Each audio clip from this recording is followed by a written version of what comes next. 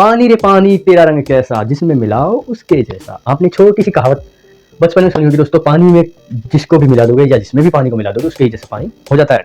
तो दोस्तों पानी का ये क्या था, गुण या फिर ये उसकी विशेषता थी। और हम पहले पढ़ रहे थे, लगातार हमारी सीरीज चल रही है साक्षात्कार पे। काफी समय से हम पढ़ रहे हैं साक्षात्कार यानी इंटरव्यू। तो हम आज पढ़ेंगे इंटरव्यू के गुण। गुणों को दोस्तों विशेषताएं भी कहते हैं, यानी कि साक्षात्कार के प्रमुख गुण क्या क्या हैं, क्या इसमें एबिलिटीज हैं, क्या क्वालिटीज हैं, और एक्चुअल में साक्षात्कार होता क्या है ये सब हम जान ही चुके हैं। लेकिन साक्षात्कार को साक्षात्कार कैसे कहा जा सकता है, अर्थात साक्षात्कार में क्या गुण होने चाहिए कि वो साक्षात्कार हो। तो दोस्तों आप सबसे पहले एक चीज देखिए, एक होती है प्रणाली, ठीक है, एक होती है प्रक्रिया।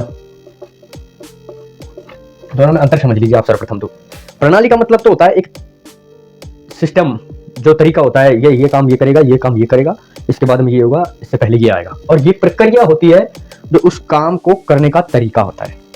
तरीका जैसे मैं आपको कौशल बता रहा था, ऐसे ये प्रणाली और प्रक्रिया में अंतर है। तो ये क्या है कि कई जगह पर ये प्रणाली भी आता है, साक्षात्कार प्रणाली भी है और एक प्रक्रिया भी है। और इसके अलावा ये क्या होती है, इसकी प्रकृति, तो गुण और प्रकृति इसी में ले लेंगे हम। तो प्रकृति को भी हम अलग से पढ़ेंगे नहीं, गुण और प्रकृति या विशेषताएं एक ही बात आप समझ सकते हैं मोटे मोटे तौर पर। आगे जाकर प्रकृति और इसकी विशेषताएं इत्यादि इत्यादि अलग आते हैं, स्वरूप वगैरह जैसे होता नहीं है वैसे साक्षात्कार जैसे पॉइंट में। लेकिन फिर भी दोस्तों हम इसकी प्रकृति भी कुछ तरीके से देख लेते हैं। तो इसकी प्रकृति क्या होती है कि प्रकृति से लचीला होता है। ये सबसे पहला गुण इसका यही होता है। साक्षात्कार गुण स्टार्ट कर दीजिए, प्रकृति से लचीला होता है।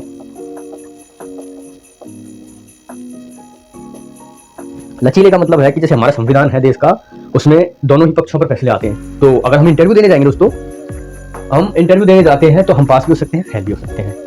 और कोई इंटरव्यू लेने आ रहा है खोजकर्ता, तो वो खोजकर्ता उसके उद्देश्य में कामयाब भी हो सकता है, नहीं भी हो सकता है, उसे अच्छी सफलता मिल सकती है या फिर उसे बुरी हार भी मिल सकती है। ऐसे ये लचीला है, ठीक है। और ये एक क्या है, दो व्यक्तियों में संबंध स्थापित कर किया जाता है इसके द्वारा।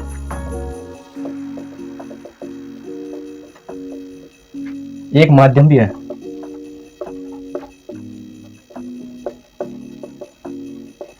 दो व्यक्तियों को संबंध स्थापित करने की ये प्रणाली भी है, प्रक्रिया भी है और माध्यम भी इसी का नाम है। कैसे, यानी कि मैं और आप सामने बैठे हैं, ठीक है, तो मैं आपसे इंटरव्यू ले रहा हूं, आपका और मेरा संबंध हुआ, तरीका भी इंटरव्यू हुआ। प्रणाली कि इंटरव्यू कैसे लेना है, क्या करना है, वो भी एक इंटरव्यू होता है। इसका ऐसा नहीं है कि इंटरव्यू की प्रणाली को हम किसी और नाम से जानते हैं, ठीक है। इंटरव्यू एक विशेष नाम है जिसके अंदर एक प्रणाली भी आती है, वो माध्यम भी है। ऐसे तो ये क्या है, ये प्रणाली है, माध्यम है, प्रक्रिया है। और ये क्या है कि विशेष रूप से व्यक्तिनिष्ठ होता है, यानी कि आत्मनिष्ठ। परनिष्ठ और आत्मनिष्ठ का नाम सुना होगा आपने, या सामाजिक रूप से व्यक्ति, और ये आत्मनिष्ठ। और ये क्या है, आत्मनिष्ठ विधि है, यानी कि आत्मनिष्ठ या व्यक्तिनिष्ठ एक व्यक्ति के ऊपर डिपेंड है, यानी कि कोई सामाजिक नहीं है। ये समष्टि व्यष्टि आप सुनने होंगे, तो समष्टि का अर्थ होता है दोस्तों, ये दूसरी होती है व्यष्टि। अर्थशास्त्र में आता है समष्टि यानी कि सारों की, यानी कि पूरे समाज की, और व्यष्टि यानी व्यक्ति की। ये मूल अर्थ बता रहा हूं मैं आपको, इसमें परिभाषा वगैरह नहीं बता रहा हूं। समष्टि का मतलब है कि सबकी, सारे ब्रह्मांड के बारे में, सबके बारे में, मनुष्य, व्यक्ति, सब, और इसमें किसी विशेष की। ऐसे इसी का है व्यक्तिनिष्ठ विधि है, यानी कि काम करने का तरीका है, ये वही है। प्रक्रिया को हम विधि भी कह सकते हैं, प्रणाली को भी कह सकते हैं विधि, प्रक्रिया को नहीं कह करके प्रणाली को कहेंगे तरीका। तो ये आत्मनिष्ठ विधि है। और इसमें किया क्या जाता है कि विचार, वो तो आप उसी में देख चुके हैं। इसके प्रकारों के अंदर अगर आप आएंगे तो इसके प्रकार व्यक्तिनिष्ठ भी होते हैं ना, सामूहिक रूप से इंटरव्यू नहीं लिया जाता है, आजकल ले लेते हैं, लेकिन फिर भी डिस्कशन तो एक ही व्यक्ति से लिया जाएगा। अन्यथा ऐसा नहीं 50 व्यक्तियों के इंटरव्यू 50 व्यक्ति लेंगे, वो इंटरव्यू नहीं कहलाता है। एक व्यक्ति का एक से ज्यादा इंटरव्यू व्यक्ति ले सकता है, लेकिन एक व्यक्ति एक से ज्यादा व्यक्तियों का इंटरव्यू एक साथ नहीं ले सकता, ये भी ध्यान रखिए। यानी कि इसमें आप पहले यही नोट डाउन कर लीजिए कि एक व्यक्ति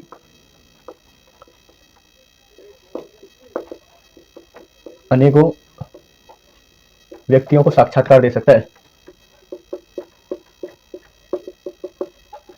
लेकिन ले नहीं सकता है। परंतु एक व्यक्ति एक से ज्यादा व्यक्तियों को,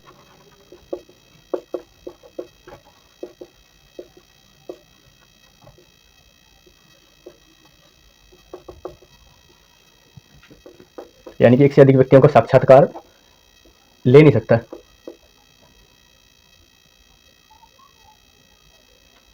नहीं ले सकता कैसे? क्योंकि इसमें क्या होता है कि व्यक्ति के विचार, भाव, ठीक है, और इसकी क्या योग्यताएं भी देखी जाती है। आपने इसमें देखा होगा कि व्यक्ति की योग्यताएं, भावनाएं, विचार, गुण और लक्ष्य ये देखे जाते हैं। और कभी कभार क्या है कि समस्या होती है, व्यक्ति की भी समस्या होती है और समाज की समस्या भी होती है, या फिर कोई शोध या उद्देश्य होता है हमारा। इनके लिए क्या होता है,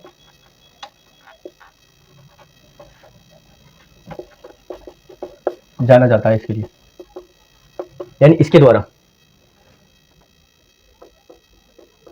विचार साक्षात्कार से हम क्या कर सकते हैं, एक व्यक्ति के एक से अधिक व्यक्तियों के विचार, यानी कि किसी भी दृष्टिकोण में उनके क्या विचार हैं और उनके गुण क्या हैं।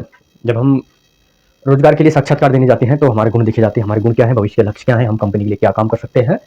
और हम अगर किसी शोध के रूप में हम करते हैं तो उससे शोध भी निकल के आ जाता है। कभी कभार ऐसा होता है कि एक ही व्यक्ति से पूछ लिया जाता है, क्योंकि एक व्यक्ति पे डिपेंड होती है एक चीज़ है, तो वो एक शोध भी इससे किया जाता है। कोई लक्ष्य निर्धारित होता है तो लक्ष्य को पता करना जरूरी होता है। व्यक्ति के इन चीज़ों का पता लगाता है, एक पता लगाता है दूसरे का, तो अनेक लोगों का पता एक व्यक्ति लगाएगा तो अपना उद्देश्य अलग होगा, तो एक साथ में अनेक का ही लेगा। यानी कि एक बार में सिर्फ एक ही व्यक्ति का साक्षात्कार हम ले सकते हैं। हम कितने हैं लेने वाले, इससे कोई फर्क नहीं पड़ता है, ठीक है। इंटरव्यूअर कितने हो सकते हैं, 1 2 3 4 5, नो टेंशन, लेकिन देने वाला सिर्फ एक होना चाहिए, क्योंकि अनेक व्यक्तियों के विचार एक व्यक्ति किस रूप में मानता है ये डिस्कशन करना इंटरव्यू का काम होता है, ठीक है। तो ये एक बात मैंने आपसे बताई थी, 2 व्यक्तियों के बीच में संबंध स्थापित करता है, 2 व्यक्तियों के बीच में ये संबंधों को रखता भी है आखिर तक। तो एक बात और है कि उद्देश्य जो होता है ना, इसका उद्देश्य, साक्षात्कार का उद्देश्य, ये मैंने आपको पहले ही बता दिया था कि साक्षात्कार का उद्देश्य एक व्यक्ति को पता होना जरूरी है।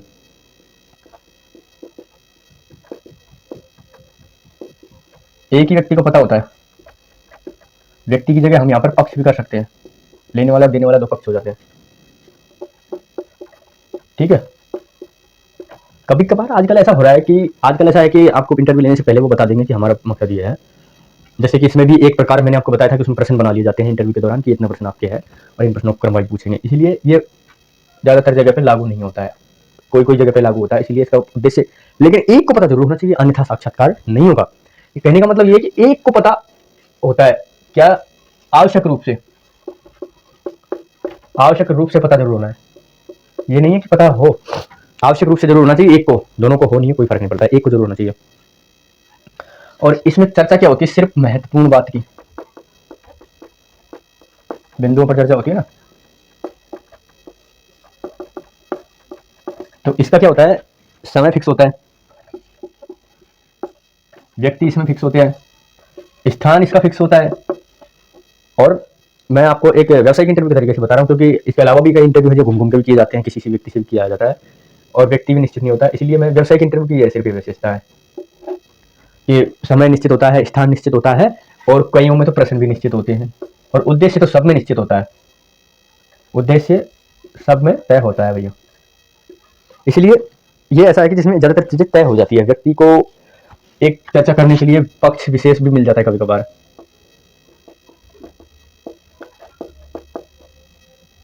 यानी कि व्यक्ति का भी पक्ष हो सकता है, समाज का भी पक्ष हो सकता है, किसी दृष्टिकोण का भी पक्ष हो सकता है, ठीक है। एक विशेष पक्ष पर चर्चा की जाती है, समाज में कोई बात चल रही है, तत्कालीन परिस्थिति, उसका भी हो सकता है, तात्कालिक परिस्थिति का भी हो सकता है कोई, कि तात्कालिक परिस्थिति पे आपके विचार क्या है, उस पर चर्चा हो जाती है, तो वो भी एक इंटरव्यू होता है। जैसा हमने देखा होगा कई जो महान व्यक्तित्व है उनका टीवी में इंटरव्यू लिया जाता है सेलिब्रिटी वगैरह का, और भी कई जो अच्छे विचारक हैं उनका इंटरव्यू लिया जाता है, तो उसमें यही बात होती है कि आपके इस पर क्या विचार है, वो इंटरव्यू होता है ना, वो बात है। तो दोस्तों इसमें हमने देखा कि इसकी 8-10 एक विशेषताएं हैं, लगभग ज़्यादा नहीं है, 10 विशेषता तो कम से कम है ही है। तो इसके अलावा अगर आप देखेंगे कि एक आध दो विशेषताएं हम और भी निकाल सकते हैं इसी प्रकारों के आधार पर। ये तो हमारी 1 नंबर हुई, 2 नंबर, 3, 4 ये हो गई, 5, 6, 7 और 8, एक दो और बता दूंगा मैं आपको अभी। तो इनमें आप देखिए कि प्रकृति से लचीला होता है, ये इसकी प्रकृति होती है कि लचीला होता है, किसी भी पक्ष में फैसला आ सकता है, इसलिए प्रकृति से लचीला होता है। दो व्यक्तियों के संबंध स्थापित करने का अच्छा माध्यम है, दो व्यक्तियों के बीच में संबंध स्थापित होते हैं, चाहे वो साहित्यिक रूप से हो, चाहे सामाजिक रूप से, और कोई दृष्टिकोण अलग तरीके का हो, और व्यावसायिक हो, तो उनका संबंध आपस में स्थापित करते हैं। लेकिन इंटरव्यू के बाद में आप एक व्यक्ति को जान जाते हैं, इनका कहने का मतलब ये है। संबंध का मतलब होता है जाने हुआ, जिससे हमारा संबंध होता है वो हमारा जानकार हो जाता है, इसलिए संबंध स्थापित करना यही हो जाता है। एक व्यक्ति की विधि होती है ज्यादातर के, एक व्यक्ति यानी कि देने वाला एक ही व्यक्ति होता है। आत्मनिष्ठ का मतलब है कि देने वाला एक होता है, इसीलिए इसको आत्मनिष्ठ या व्यक्तिनिष्ठ कहा जाता है।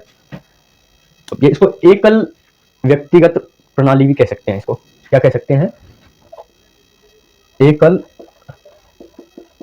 व्यक्तिगत प्रणाली, क्योंकि इसमें एक ही व्यक्ति जो कि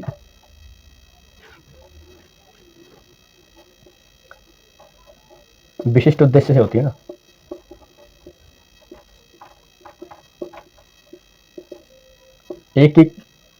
एकल व्यक्तिगत प्रणाली, और इसका आगे हम इसको लिखेंगे कि द्विपक्षीय, यानी कि दो पक्षों की होती है, एक व्यक्ति होता है और दूसरा पक्ष दूसरा होता है, ठीक है। और इसके अलावा दोस्तों हम इसमें देखेंगे कि इसमें व्यक्ति की योग्यता देखी जाती है कि व्यक्ति किस क्षेत्र में योग्य है, भाव देखे जाते हैं, विचार देखे जाते हैं, गुण, लक्ष्य और दृष्टिकोण देखा जाता है, इसका समस्या भी आती है, शोध इसके द्वारा किया ही जाता है, उद्देश्य होता है फिक्स, ये सारी चीजें जानना इसका उद्देश्य होता है, और भी कोई उद्देश्य होता है, तो ये बात है। इनके अलावा व्यक्ति अनेक व्यक्तियों को साक्षात्कार दे सकता है, और एक को नहीं, ये मैं आपको बिल्कुल समझा चुका हूँ, अनेक व्यक्तियों को साक्षात्कार दे सकता है एक व्यक्ति, लेकिन एक व्यक्ति का साक्षात्कार यानी कि एक व्यक्ति का ही ले सकते हैं साक्षात्कार, लेने वाले अनेक हो, कोई दिक्कत नहीं है। उद्देश्य एक ही व्यक्ति को पता जरूर होता है, यानी कि निर्देश्य नहीं होती है कभी भी, इसे बोलते हैं क्या, स्वोद्देश्य, यानी कि स्वोद्देश्य प्रक्रिया है। उद्देश्य के साथ ही तो चलती है ना, बिना उद्देश्य के नहीं चलती, इसलिए स्वोद्देश्य प्रक्रिया है, उद्देश्य के सहित ये प्रक्रिया है। इन्हीं में से छट के अब इनके प्रकार अगर आप देखेंगे तो प्रकार में भी अलग अलग फर्क है, इसलिए इसके प्रकारों में भी आधार पर विशेषताएं बन जाती है। ये क्या है, चयनात्मक प्रक्रिया है, क्योंकि चयनात्मक में आपने देखा होगा ये नहीं है बात, क्योंकि इसमें एक निर्णय का चयन होता है, इसीलिए इसको चयनात्मक प्रक्रिया कह सकते हैं हम, कि निर्णय का चयन होने के बाद में ही इसका उद्देश्य खत्म होता है, इसलिए इसको चयनात्मक प्रक्रिया जरूर कह सकते हैं। चर्चा सिर्फ महत्वपूर्ण बात पर होती है, कि महत्वपूर्ण बात पर ही चर्चा होती है, तो इसलिए इसको क्या कह सकते हैं, व्यक्ति के जीवन या समाज की समस्या या फिर शोध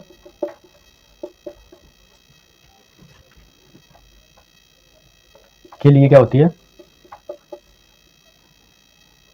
शोध के लिए क्या होती है, एक मार्ग होता है ये, ठीक है। अब इन चारों चीजों को एक बार फिर आप देख लीजिए, प्रणाली, प्रक्रिया, माध्यम और विधि। माध्यम का मतलब होता है जिसकी सहायता से हम काम करते हो, जिस भी चीज की सहायता से हम काम करते हैं वो माध्यम होता है। मैं आपको पढ़ा रहा हूँ, ये बोर्ड और ये मार्कर माध्यम है, यूट्यूब से आप पढ़ेंगे, ये आपके लिए माध्यम है, ठीक है। तो ये माध्यम हुआ। विधि, विधि क्या हुई, ये ऑनलाइन विधि हुई ना, तरीका, ऑनलाइन आप पढ़ रहे हैं तो ये ऑनलाइन हो गया, विधि आपकी ये हो गई। और ये क्या होती है, प्रक्रिया। मैंने आपको कहा था कि छोटे छोटे टेक्निकल शब्दों को मैं आपको बताते जाऊंगा साथ के साथ ही, और अभी इन शब्दों को आप नोट करते जाइए, आप कमेंट में लिखते जाइए, मैं आपको अलग से भी बता दूंगा, क्योंकि ये चीजें समझना ही आपके व्यक्तित्व का विकास है। आगे काम आता है प्रणाली।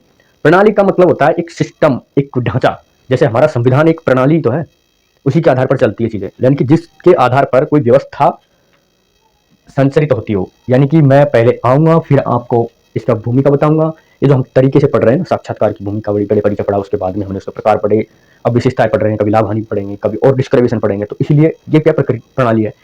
और प्रक्रिया जो होती है ना, प्रक्रिया एक तो ये तो होता है कि प्रणाली बनी हुई कैसे कैसे कैसे होगा काम, और ये होता है कि काम जो हो रहा है वो तरीका, ये व्यवस्था होती है, ये तरीका होता है, समझेगा। प्रक्रिया होती है तरीका, प्रणाली होती है व्यवस्था। इनके अलावा इसमें कोई टेक्निकल शब्द नहीं है दृष्टिकोण के अलावा। ये तो चयनात्मक, चयन करने योग्य और विशेष पक्ष वगैरह आप सब जानते ही हैं, इनमें कोई टेक्निकल शब्द नहीं है। तात्कालिक का मतलब होता है कि उसी समय, यानी कि वर्तमान की अगर हम बात कर रहे हैं तो वर्तमान में होता है, ज्यादातर वर्तमान के रूप में ही काम आता है। दृष्टिकोण का मतलब होता है कि किसी भी बात को लेकर जो हमारी मानसिक सोच होती है ना, मानसिक ही नहीं, हमारी सोच जो होती है, बात के क्या होता है कि परिणाम भी होता है इसका बात का, और इसके उद्देश्य की बात भी होती है, यानी कि क्यों क्यों चलाया गया कि कोई बात हो गई, मैं आपको समझाता हूँ। और परिणाम, उद्देश्य और कारण और इसके भविष्य, इन चारों बातों के आधार पर, यानी कि दृष्टिकोण होता है कि जैसे कि आज से थोड़े दिन पहले नोटबंदी हुई थी, क्या नोटबंदी, तो किसी की दृष्टिकोण में ये सही थी, किसी की दृष्टिकोण में गलत थी। वो कैसे, कोई सोचेगा यार इसके परिणाम खतरनाक होते हैं, नोटबंदी के परिणाम ऐसे होते हैं कि गरीबों को इसमें परेशानी उठानी पड़ गई, उद्देश्य इसका ऐसा था कि किसी विशेष व्यक्ति का लाभ हो गया हो, कारण इसके क्या थे पता नहीं है, किसी से कोई बातचीत आपस में कर लिया, भविष्य क्या है कि भविष्य इसका खराब होगा, दृष्टिकोण हो गया ना हमारा, विशेष इसके प्रति हमारी विशेष रुचि हो गई विशेष व्यक्ति की, तो ये दृष्टिकोण ही है पूरा। दृष्टिकोण को जानना ही साक्षात्कार है असल में। तो जैसे कि आप, मैं पढ़ा रहा हूँ आपको, तो आप देखेंगे कि इसका तो अपना प्रॉफिट है इसलिए पढ़ा रहा है, और मेरा कुछ प्रॉफिट है कि नहीं है, ये कुछ लोग ये भी सोचते हैं कि ये हमको समझाने के लिए, या फिर ऐसा कोई व्यक्ति रोजगार से वंचित नहीं रहे, कभी इंटरव्यू से अनजान नहीं रहे, इसलिए पढ़ा रहे हैं। तो दृष्टिकोण अलग अलग हो गया ना, ये इसी को दृष्टिकोण कहते हैं। तो गुण और विशेषता बताने की जरूरत नहीं है, मैं पिछली वीडियो में आपको बता चुका हूँ कि गुण का मतलब होता है, नहीं बताया हुआ तो अभी बता देता हूँ मैं आपको। गुण का मतलब होता है व्यक्ति में कोई विशिष्ट बात, एक विशेष छोटी सी बात जो उसे औरों से अलग करती हो, वही उसका गुण होता है, और वही उसकी विशेषता होती है कि व्यक्ति में स्पेशल क्या है। अगर आपकी हैंडराइटिंग अच्छी है तो आप स्पेशल हैंडराइटिंग अच्छे हो गए, मेरी हैंडराइटिंग बेकार है तो मैं विशेष रूप से हैंडराइटिंग के अंदर आ जाऊंगा कि बहुत बेकार है तो ये मेरी विशेषता हो गई, ठीक है। ऐसे ही जो गुण होता है उसी को विशेषता कहते हैं। प्रकृति भी उसी के जरिए आ जाती है कि एक्चुअल में वो उसकी बनावट क्या है, उसकी मानसिकता क्या है, आदि आदि। तो प्रकृति एक अलग चीज होती है। प्रकृति का क्या होता है कि वो फिक्स होती है, विशेषताएं हम बदल सकते हैं, प्रकृति बदली नहीं जाती, उसी को हम कहते हैं। अगर हम छोटे कद के हैं, ये हमारी प्रकृति है। अगर हम ज्यादा बोलते हैं, अगर हम कम बोलने लग गए, ज्यादा बोलते हैं प्रकृति हो गई, लेकिन कम बोलने लगते हैं तो प्रकृति नहीं मानी जाती है वो फिर। इसीलिए इन सारी चीजों को आप समझ लीजिए, फिर से एक बार देख लीजिए। प्रकृति से लचीला होता है, व्यक्तियों के बीच में संबंध होता है, व्यक्तिनिष्ठ होता है, ये विधि व्यक्तिनिष्ठ होती है, भाव विचार योग्यता लक्ष्य आदि को बताया जाता है, अनेक व्यक्तियों के द्वारा इंटरव्यू लिया जा सकता है, दिया नहीं जा सकता एक साथ में, उद्देश्य पता जरूर होना चाहिए, विशेष पक्ष की चर्चा होती है, व्यक्तिगत प्रणाली है, द्विपक्षीय भी होती है, किसी बात को लेकर हमारी सोच होती है, उसको दृष्टिकोण कहते हैं, उद्देश्य स्वउद्देश्य प्रणाली है, चयनात्मक प्रक्रिया है, व्यक्ति के जीवन और समाज की समस्याएं। देख लीजिए एक बार, जीवन और समाज की समस्याएं शोध आदि के लिए सिर्फ एक मार्ग का काम करता है, एक निर्देशन का काम करता है, पथ प्रदर्शन का काम करता है। चयनात्मक प्रक्रिया है, ये स्वउद्देश्य है, ठीक है। व्यक्तिगत प्रणाली है, ये मैं आपको बोल रहा हूँ, अगर आपको नहीं दिखाया हो तो भी कोई समस्या नहीं आनी चाहिए, तत्कालीन उसी समय को कहते हैं। ये चारों चीजें टेक्निकल शब्द है, इनको समझ लीजिएगा आप। ये चारों ही प्रकार से ये समझी जा सकती है, ये चार है, ये उद्देश्य भी है किसी विशेष प्रकार का, विधि है, ये माध्यम है, प्रक्रिया है, प्रणाली भी है, ठीक है। तो उम्मीद है कि आपको साक्षात्कार की विशेषताएं समझ में आ गई होंगी। अब हम अगली बार बात करेंगे इसके लाभ और हानियों की। तो लाभ इसके क्या है और हानियां क्या है, लाभ और हानि आप सब जानते हैं कि क्या होता है। तो इसी के साथ आपसे विदाई लेते हैं, धन्यवाद।